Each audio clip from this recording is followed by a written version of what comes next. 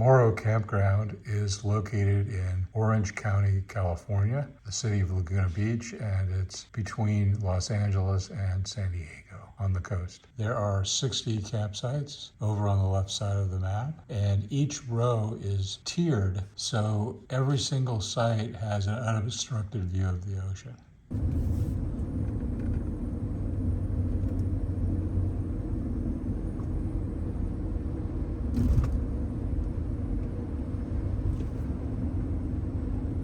We're now just a half a mile south of the turnoff, and you can see the beautiful beaches over here right along the ocean, and off in the distance is Catalina Island.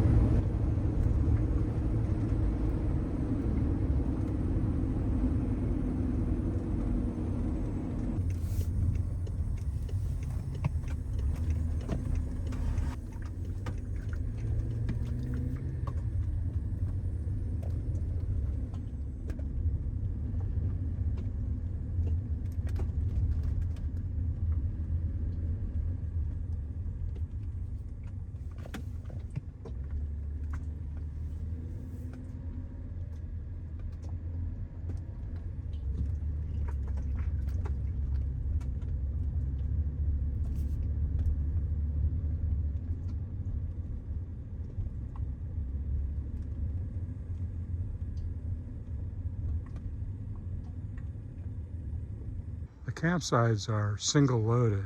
On the side to my left here, which goes up the hill, there's sites up above, but they're not really directly near my site. And then all the sites are just on one side of the street, which is really nice. Then 3 or 4 sites over from mine are nice dumpsters here. And you can see the trail that goes right through the sites, but it's a public walk area that comes down. I think what that does is connects all the bathrooms. So let's follow this trail here and see where it takes us to. Yeah, it comes right out to the restroom here. Go down the stairs, and it's a restroom that overlooks the Pacific Ocean. On the side of the restroom, there is a big sink, which I presume is for doing dishes, so that's nice to have. I just came out of the restrooms. It looks like this particular unit has 4 restrooms and 2 showers. The showers require tokens, and you get those up at the main kiosk in the front area. And so there is showers, and there's running water for the sinks. So overall, they look pretty clean, so it's nice. On the back side of the bathroom I just showed you, there's one more set of stairs, and this appears to be the furthest down of the rows of campsites, and these look very directly right on the ocean, so they're pretty awesome. Now, Pacific Coast Highway is below us. We're on the inland side of Coast Highway, but still, it's pretty awesome. And I'm going to go out and Site 57 here since there's nobody in it, so I'll show you from the back of the site what that's like. So this is Site 57. It's got some water in it. We had quite a rainstorm earlier in the day, which was highly unusual for Southern California.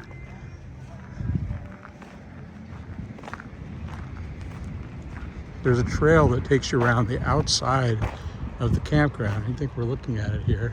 They have benches where you can sit, multiples of them. And then you can see Pacific Coast Highway.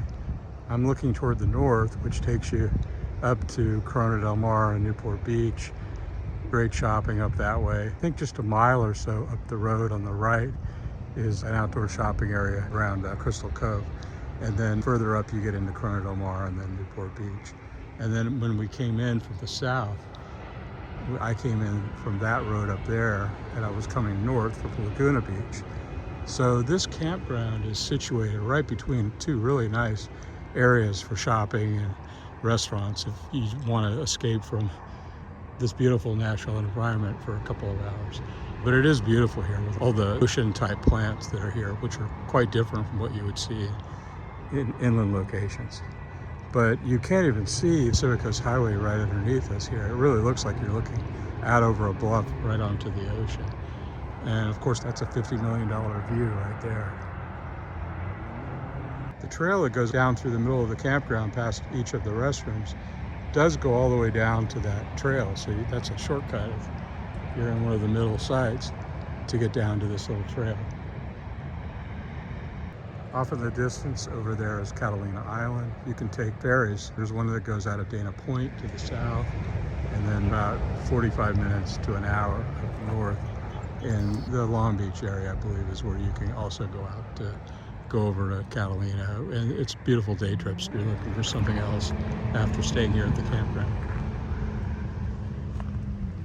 And then each of the rows along this path that goes up to the middle of the site, looks like there's trash dumpsters along each of the 4 or 5 roads that are here. So in terms of showing you specific sites, I mean, I've shown you a couple. They're all almost exactly the same. It looks like this campground was designed, and I'm sure bulldozers originally cut out the places here and flattened everything for all the sites, but every single one of them looks exactly the same. It's almost like it looks like a 2-car area right in the front part of the site. If you have a hard-sided camper or RV, you would use this side, which can handle quite a length of an RV. And then you've got the back area for picnic tables. And then they don't have fire rings here because they don't allow campfires. And I guess they never planned to do that. So I think that if I was to recommend which sites to stay in, I think you're gonna be very happy no matter which site you get in it, because they all look the same. They all have views of the ocean.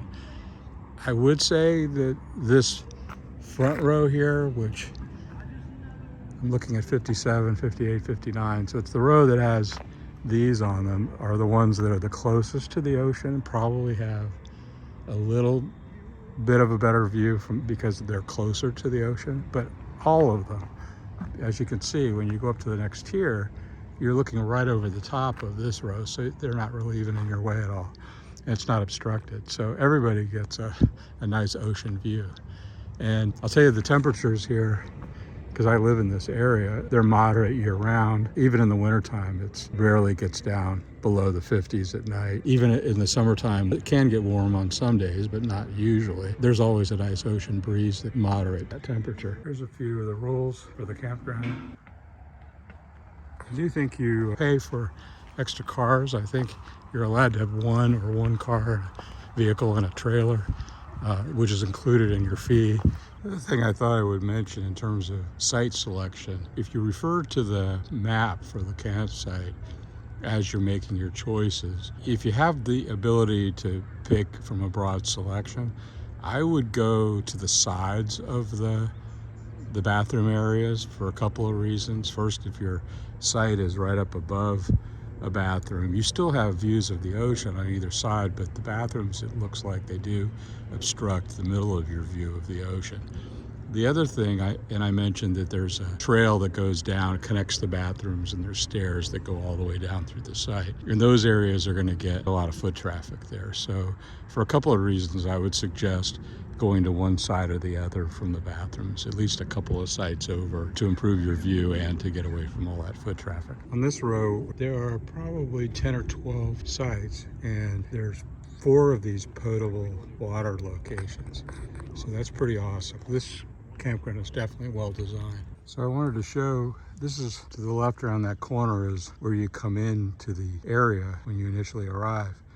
And then you go down this way to go into the campsites. But if you continue on the road here, and you can see the sign here that says beach, you go down this road, and I don't know if you can see the elevation change here, but this is the path to the beach. And yeah, it looks like maybe a couple of 100 feet of decline to get down to the bottom. And then I think there's a tunnel that goes under Pacific Coast Highway and then takes you right out to the beach access. So it looks like a fun little hike with a nice destination at the end, but there is some elevation change. And then here, just inside the camp area, you can see there's a little trail here. And I think that goes down, and I already showed you below the sites that were closest to the ocean. There's a little trail there and some places to sit. So I imagine that trail takes you down there. But that would be kind of a shorter hike, especially if it's not easy for you to go down the decline there to get to the beach. So I thought I'd conclude this episode by just doing a summary of the site overall from my point of view. I think first on the pros side of the equation, this has got to be one of the most beautiful campgrounds in the state of California from if you enjoy a beach type of an environment. Of course, it's not on the beach, but it's nearby. But in terms of views of the ocean and everything, and I'm showing you, I think, one of the most magnificent views that you could ever want to see. And the site itself is clean and well managed. Saw the bathrooms getting cleaned early this morning, so that's nice. And of course, as far as campgrounds go, it's full service in terms of having running water, flush toilets, and showers. And then I guess on the con side, there's no campfires here, but that's probably true for many areas now in California. But you can do propane gas, you've got that. It is $55 a night, so it's, as far as tent camping goes, it's on the more expensive side, but you're certainly getting a great view for your money, especially all the sites having fantastic views. The overall rules at the place are typical of other places. You're allowed to bring dogs. You do have to pay for extra vehicles. They have one rule, which I'll point out, which I don't understand it, but it seems rather odd. But they have a rule where if you have a tent, it has to be freestanding, and you're not allowed to put stakes in the ground. And I was told the reason for that is the California Coastal Commission decided on that rule for the campground. And I can only guess for why they would have a rule like that, not being able to put a small hole in the dirt in your campsite. But that is a rule. The only other negative I'll point out is you do have Coast Highway right below the site. And last night, and I didn't really notice it until later in the evening when things kind of got quiet in the campground, but you could hear quite a bit of road noise. This is a major road and a lot of cars are on it. And I would say from 11 or 12 o'clock at night to about 5 o'clock in the morning, it was fairly quiet, just occasional vehicles, but then rush hour traffic started on a Monday morning here, and so it got pretty busy again. Now that type of noise doesn't bother me a lot, and it's something I wouldn't mind putting up with for being in a location like this. But if you are sensitive to sound when you sleep, I definitely would recommend bringing some earplugs so that your night is easier to manage. But again, I guess I'm switching back and forth here, but another positive is, and maybe you can hear it in the background right now, but last night it was really cool to hear the sounds of the ocean coming up and lapping on the shoreline.